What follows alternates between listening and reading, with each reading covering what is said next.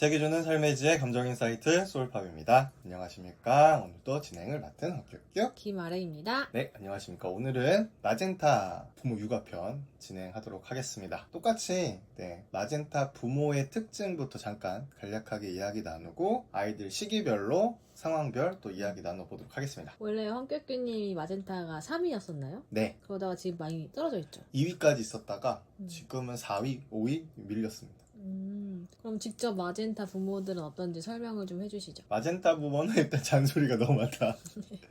이게 통제를 한다, 본의 아니게. 일단은 첫 번째는 저희 같은 경우는 타니가 다치든 좀 두는 편이잖아요. 그러면서 배우라고 조심성도 높이고. 근데 이렇게 하면 부딪힐 거라는 게 너무 잘 보여. 그래서 스트레스가 좀 높으시잖아요. 높죠. 막 냅두긴 하는데 혼자 막 끌어오르죠.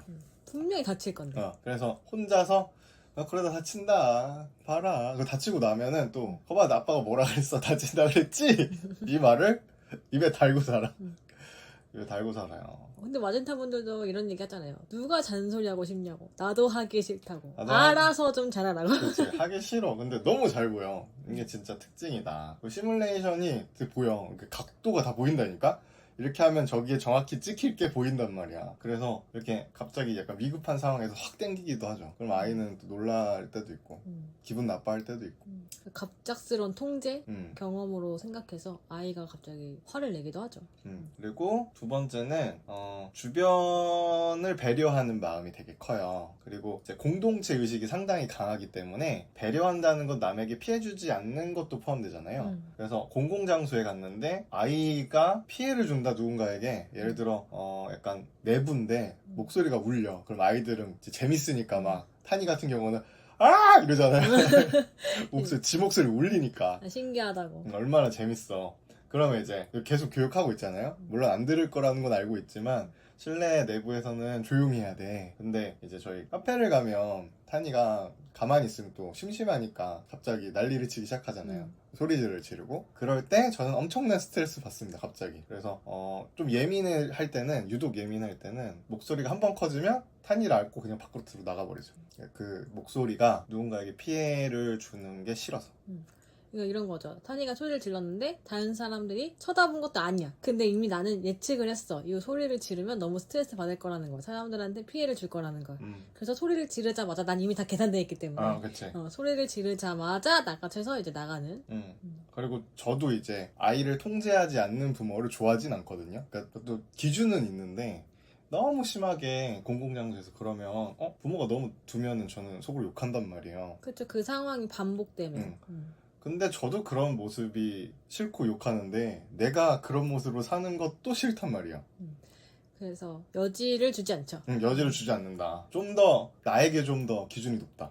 이게 아이에게 육아할 때 특징이 될 수 있어요. 그래서 인성교육이 좀 빡센 편이라고 생각해요, 저는. 예절, 그쵸. 예의, 기본적인 예의와 사람과 대하는 관계, 그런 매너 되게 중요하게 생각하는 편이죠. 공동체 안에서 잘 녹아져 있어야 돼. 그쵸. 너무나 튀는 행동과 잘못된 행동을 하면 안 돼. 물론 그 조직이 잘못되면 본인의 의사표현 당연히 해야 되고, 그 다음에 조직이 또 어려우면 도와줄 수도 있어야 되고, 이게 융화되는, 이제 레드가 있긴 하지만 그래도 약간 핑크 쪽이 좀 더 강한 그게 마젠타의 특징인 것 같아요. 그게 육아할 때 많이 드러난다. 그래서 훈육을 되게 잘하죠. 어떻게 보면. 근데 이제 한 가지 조심해야 되는 건, 1살일 때 1살에 맞는 훈육을, 그치. 3살일 땐 3살에 맞는 훈육을 하면은 그치. 참 좋은데, 이게 마젠타 경험주의자잖아요. 그래서 본인의 기준이 본인한테 있단 말이지. 높아. 그리고 그래서 3살한테 약간 5살, 6살까지 기준으로 들이대지. 아직 말랬지? 타니가 벌써 5살이야, 나는. 타니 동절. 타니 동절. 아빠 왜 저래? 그런 부분이 장점이면서 또 아이한테는 어려움이 될 수도 있다. 그래서 마젠타 부모가 기르는 아이들의 특징을 보면은 다른 또래 친구들보다 조금 더 점잖다고 해야 되나? 점잖고 예의 바르고. 예의 바르고 분위기를 상당히 많이 잘 살피죠. 사회적 지능이 높아질 수밖에 없는 환경 속에 자랍니다. 근데 이게 부모님마다 특징이 있는데, 마젠타 부모님 같은 경우는 아이가 태어나면 진짜 아이만 보잖아요. 약간 핑크랑 올인. 올인. 핑크 부모랑 유사하게 진짜 내 새끼만 본단 말이에요. 거의 모든 걸 다 버리고, 버린다는 표현이 아니라 내 모든 것을 에너지를 다 자녀한테 내 삶의 모든 걸 너에게 줄게 이런 느낌이죠. 그러다 보니까 이게 네, 자녀 입장에서는 컬러마다 좀 다르겠지만 부담이 될 수도 있고 너무 좋을 수도 너무 있고. 좋을 수도 있고 네, 그래서 이렇게 아이랑 이제 관계 궁합이라고 하죠. 잘 봐야 될 것 같아요. 아이 성향과 맞춰서. 마젠타 부모는 경험주의다 보니까 아이들도 경험을 많이 하길 바라잖아요. 그래서 되게 많은 체험과 많은 곳을 데려가기도 하고 많은 것을 알려주기도 하고 그치. 그래서 아이 입장에서 만약에 옐로우 아이다 그러면 많은 것들을 경험하고 너무 체험하니까 좋지. 너무 좋지. 경험주의 완전 끝판왕이지 둘 다 만나면. 너무 죽이 잘 맞을 것 같아요. 죽이 되게 잘 맞죠. 그리고 이게 약간 옐로 같은 경우는 되게 까불까불거리잖아요. 근데 그거를 좀 잡아줄 수 있는 부모, 그리고 옐로는 또 질문이 많은데 답변도 다 해줄 수 있는 부모가 또 마젠타죠. 웬만하면 마젠타 분들은 안 해본 경험이 없기 때문에 웬만하면 다 대답을 해주죠. 그래서 약간 발상형 친구들은 마젠타 부모랑 잘 맞을 것 같아요. 에너지가 좀 강하거나. 근데 이제 관계주의적 성향의 아이들과는 조금 아이가 너무 의존적으로 변할 수 있을 가능성이 있다. 모든 걸 다 엄마 아빠한테 그 마젠타 부모에게 해달라고 할 것 같아요. 모든 건 어차피 내가 하면은 성에 안 찰 거라는 걸 알아. 부모 그치. 성에 안 찰 거라는 걸 알아. 그러니까 그냥 내가 먼저 하려고 하지 않고 부모에게 빠르게 물어보고 어떻게 해야 돼? 라고 매달리고 제 특징 말씀드린 것처럼 이미 다 보인다니까요. 그래서 이게 한두 번은 참는데 개입 안 하려고 노력하죠. 머리로 이미 다 알아. 근데 이게 아이가 부족한 모습이 보이면 바로 개선하고 바로 잡으려고 하는 속도가 다른 컬러 대비 상당히 빠른 편이죠. 그래서 이제 조금 내향적인 친구들이나 부모에게 좀 의존성이 큰 아이들은 부모의 눈치를 볼 수 있어. 엄마 표정 보고 아빠 표정 보면서 내가 이걸 할지 말지를 선택할 수 있는데 탄이도 가끔 그런 표정을 지을 때가 그러면서 있어요. 원하는 걸 탁탁탁 채가더라고. 맞아. 마젠타 부모들이 자기가 약한 포지션에 있으면 다 줄 거라는 걸 알아. 아주 영리하게. 그것도 있죠. 맞아요. 그래서 힘든 것들을 표현을 하고 원하는 걸 말하는데 그 원하는 게 굉장히 커. 커. 매우 커. 거의 다 해줘 진짜. 그래서 이제 마젠타 보면 되게 화나지. 그거 해주면 안 되는데 또 해주고 있어. 결국엔 해주고. 결국엔 해주고 있어. 자녀가 너무 예쁘니까. 거기에 그램까지 같이 있으면 진짜 더 심하죠. 그렇겠죠. 네. 근데 이제 또 안 좋은 점을 아주 살짝 얘기를 해봐야겠죠. 저희 안 좋은 얘기한 것 같은데. 그렇죠. 네. 해야겠죠. 장점은 정리하면 일단 공동체 의식이 빠르게 발달되고 책임감이랑 상대를 배려하는 도덕심 이런 것들을 빠르게 습득한다, 학습한다, 경험한다. 이런 게 되게 진짜 장점인 것 같아요. 그리고 뭔가 우리가 긍휼감이라고 하잖아요. 요즘 시대에 부모에게 그런 거를 배울 수 있는 게 요즘 시대는 더 어려운 것 같은데. 그렇죠. 이기적이라 그러는데. 근데 이제 그 긍휼감을 부모에게 배울 수 있다라는 거는 이 세상에서는 굉장히 흔치 않은. 난 그거 되게 장점이라고 생각해요. 그쵸. 이타성을 부모가 가지고 있고 그걸 배울 수 있으면 앞으로 사는데 되게 중요한 역량이기 때문에 특히 태도적인 부분에서. 그래서 마젠타 부모를 둔 많은 컬러의 자녀들을 보면은 삐뚤어 나가는 걸 잘 못 본 것 같아요, 저는. 그러니까 부모가 외부의 약한 자들에게 많은 것들을 베풀면서 사는 것들을 보았기 때문에 본인도 그거를 보면서 배우는? 그래서 막 크게 반항하거나 그러지 않는. 근데 그런 건 있죠. 생각보다 나보다 밖에 사람을 더 많이 챙기는 경우. 그러니까 그거는 약간 서운함은 있죠. 서운함.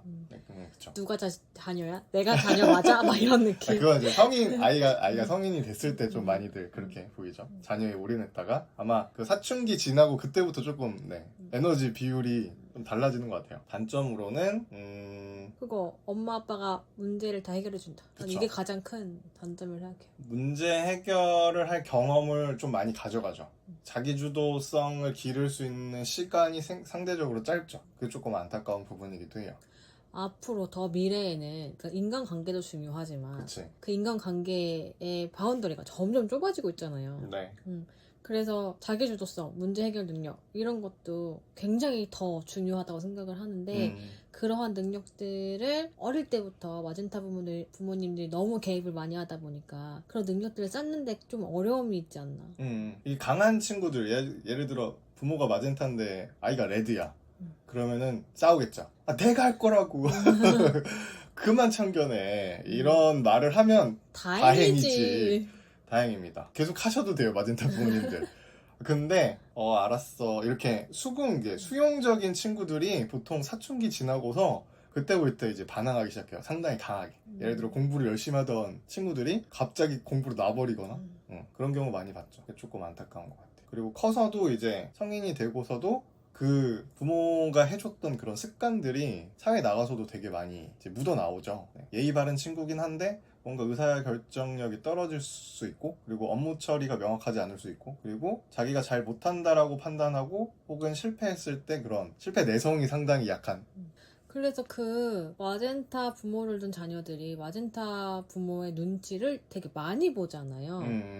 연애를 할 때도 그렇고 무언가를 살 때도 그렇고 무언가를 선택할 때도, 그러니까 분명히 내가 내 자율성을 갖고 선택을 했는데 그 그치. 자율성이 100%의 자율성이 아닌. 약간 저희 부모님도 많이 하신 말 중에 네가 그렇지 뭐 선택한 게 그거야? 뭐 이렇게 부정성이 좀 많이 있는 부모님 입장에서는 이런 피드백이 나가면 자녀 입장에서는 아무것도 하기 싫어지죠. 네. 그래서 뭔가 정서적 독립이 꽤나 늦어지지 않을까 라는 생각이 있어요. 이제 성숙한 마젠타 부모 입장에서도 이게 계속 튀어나와요. 그러니까 그거는 내 자녀가 잘 되길 바라는 그쵸, 마음이요. 그쵸. 사실 그게 다잖아요. 전부잖아요. 그치. 내 자녀가 아프지 않길 바라고 내 자녀가 실패 없이 조금 더 쉽게 성공하길 바라고 물론 많은 경험을 쌓고 실패도 하긴 하지만 그걸 일어나기 위해서 나의 큰 도움이 되어준다면 나는 언제나 너에게 헌신하리라는 마음이 있잖아요. 이게 제가 또 마젠타니까 얘기해보면 제가 마젠타 높을 때 어디까지 상상했냐면 옐로가 있어서 나중에 결혼을 하고 아이를 갖게 되면 나는 내 부모처럼 키우지 않으리 해서 제가 경험한 것들 있잖아요. 그래서 아이들이 어떤 학교 환경에서 생활하고 진로를 선택할 때 어떤 기준에서 고민하고 실제로 이런 고민과 이런 선택을 했을 때 어떤 방향으로 흘러갈지를 저는 10년 넘게 계속 경험했어요. 일부러. 물론 제가 먹고 살려고 한 것도 있는데 제 목표 중에 하나는 제 자녀를 잘 기르기 위해서거든요. 그래서 저는 웬만한 사람보다 약간 자부심이 있어. 어떤 방향으로 나아가고 뭐가 중요하고 그걸 내가 도와줄 수 있는 그런 경험들을 난 계속 쌓았단 말이야. 근데 마젠타. 이거를 타니한테 얘기하겠지? 그럼 타니는 좋아하겠냐고 그거를. 완전 싫어하지. 왜냐면 그 시대의 공부에 관련된 그 문화나 뭐 그런 것들이 그치. 타니 시대랑은 너무 다를 거기 완전 때문에 다르지. 그 경험이 100%도 아니고 10%도 안 맞을 수도 있을 것 같은데. 그리고 고민할 때 이게 고민하기 시간을 주고 나는 이제 질문하고 그 힘을 길러줘야 되는데 이건 이렇게 하는 게 맞을 수 있어 이렇게 권유는 하겠지만 저도 그래도 코칭을 했으니까 권유는 하겠지만 부모 입장인지라 좀 더 강하게 약간 강압적인 게 느껴지겠죠. 타니 입장에서 자녀 그러니까 입장에서. 이게 실패할 거라는 걸 뻔히 보이면 절대적으로 말리겠지. 아 답답하 이러면서 그렇죠. 그 있잖아요. 이상한 사람한테 시집장가 가면은 가기 전에 다리를 뿜질러라도 헤어지게 만든다라고 말하는 부모님들 있잖아요. 마젠타죠. 네. 너는 눈을 딱 봐도 아는데. 눈을 어디다 달고 다니니 이거 다 마젠타입니다. 그렇죠. 그래서 이걸 참으려고 지금 다시 이제 생각 중이에요. 이게 좋은 건 아니다.